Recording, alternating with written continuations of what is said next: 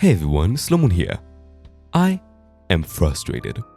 I never thought something this simple could be mistaken this badly that I honestly think we are getting to flat earth levels of research. Here are the best results on YouTube as of the day of recording this video for the inquiry Best Budget Microphones in 2021. Can you see the issue?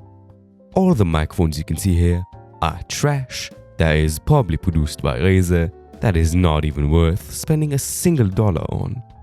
These YouTubers who claim to know a lot about audio and microphone options are not considering what the best options are in terms of value or usability.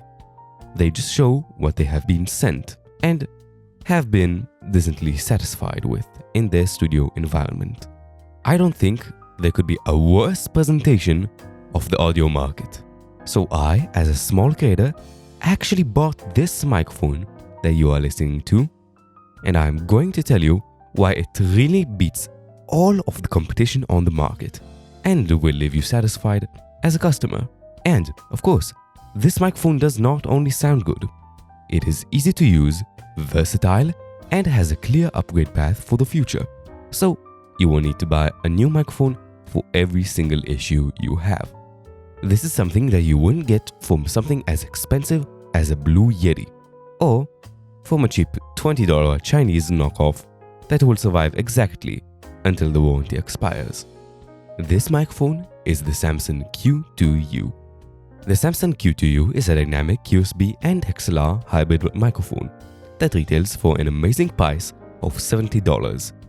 This microphone is the one I bought around this time last year, and I am confident that this is the best long-term investment I have made to grow this channel.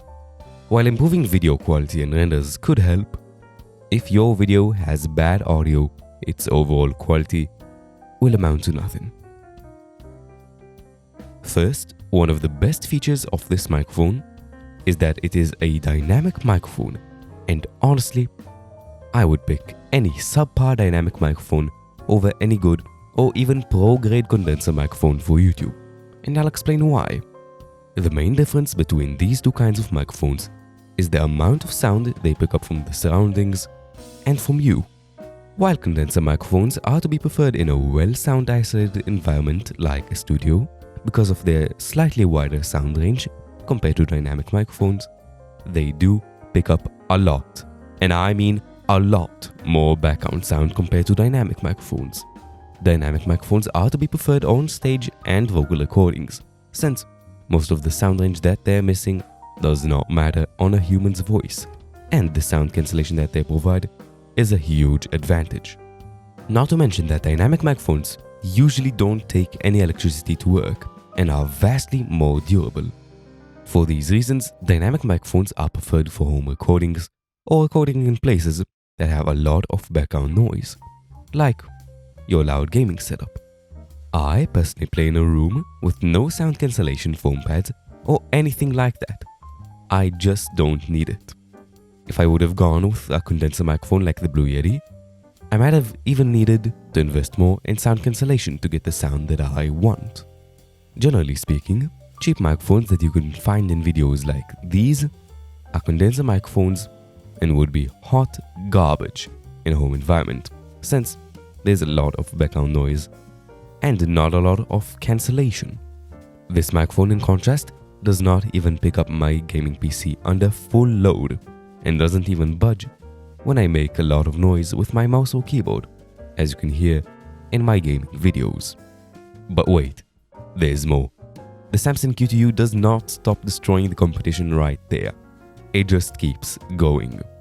The second pro this microphone has is having both USB and Xlr compatibility. This just basically means that if you wish to upgrade your sound in the future, you won't need to buy a whole new microphone, but only an audio interface, since any would work with this microphone.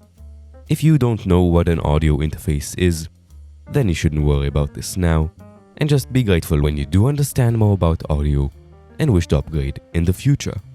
And finally, the last and perhaps the most important feature of this microphone is its ratio between price and sound quality. As you know, I have been talking on this microphone for this entire video. Could you distinguish it from any professional and really overpriced microphone that some rich YouTubers use? Unless you already understand a bit in audio, I highly doubt it. And since this microphone costs a mere fraction of the other microphones in the market, such as the Blue Yeti or the Shure SM7B, I think you can understand why I'm recommending this microphone. So, unless you want a microphone that will only last you a bit of time before breaking and will not satisfy you with its quality, buy the Samson Q2U.